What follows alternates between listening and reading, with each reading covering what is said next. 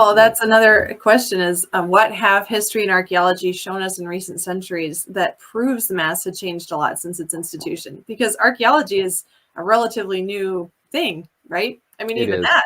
So Yes, almost all of the academic disciplines that we take for granted today or familiar to us today are relatively new. So in a conversation podcast that I was recently on, I made this point that if you go back just 200 years, um, and you were to survey the different departments or disciplines within a European or American university, they would be quite limited.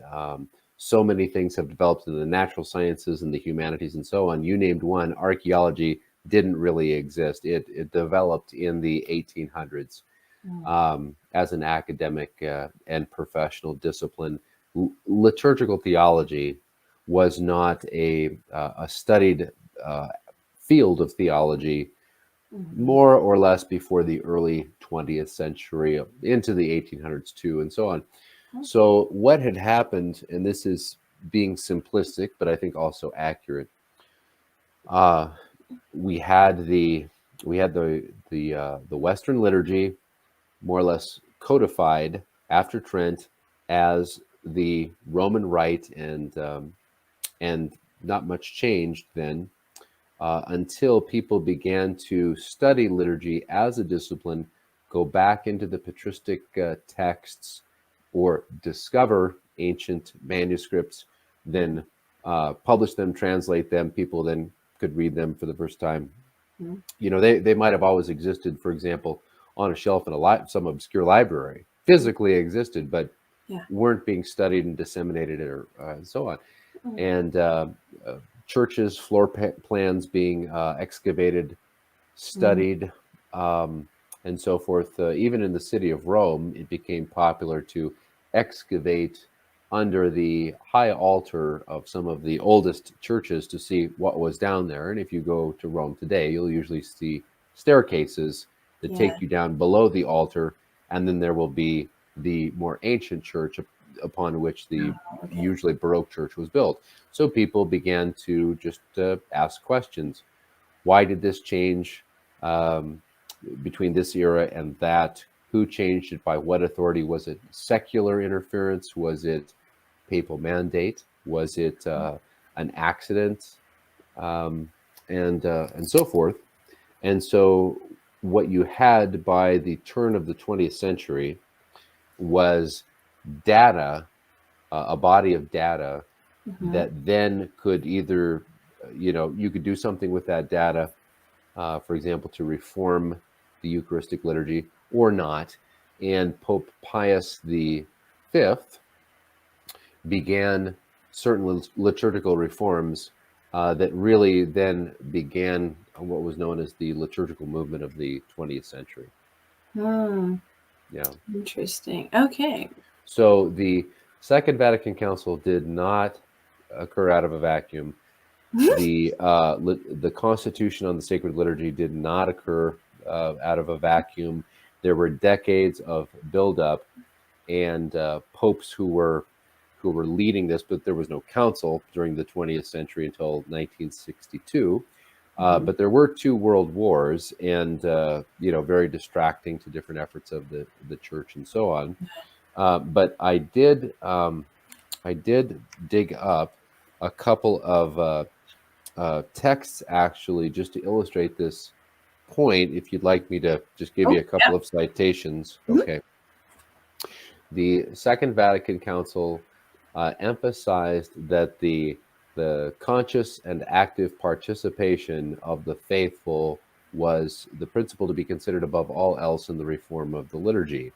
And people argue about that English translation, but let's just say conscientious. So you're conscious, you're conscientious of what you're doing, you're engaged, and you're active rather than passive. And people will say, well, this is more or less a liberal or a modernist principle that is imposed on the church in this council, and that is not the case whatsoever. This is 1947, Pius XII, Mediator Dei, in which in section 78 he references active and individual participation, which was a development of a term actually going back to Pius V that had been repeated by other popes.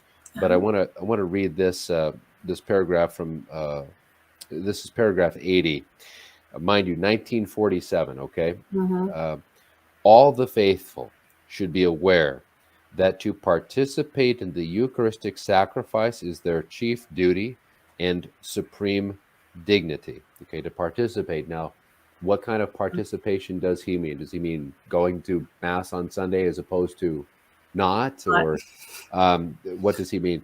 He continues, he says, and that not in an inert and negligent fashion, giving way to distractions and daydreaming, but with such earnestness and concentration that they may be united as closely as possible with the high priest, according to the apostle, let this mind be in you, which was also in Christ Jesus.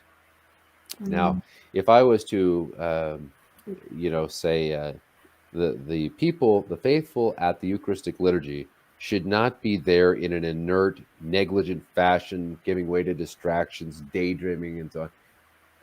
The person, you probably wouldn't think of Pius XII as characterizing a passive participation in that way. I mean, it's a little bit edgy, but of course, the church had been wanting for quite a long time for the faithful to reclaim their participation in first the chants and then just the prayers in general, the responses, whereas they were done for them by the altar boy, right?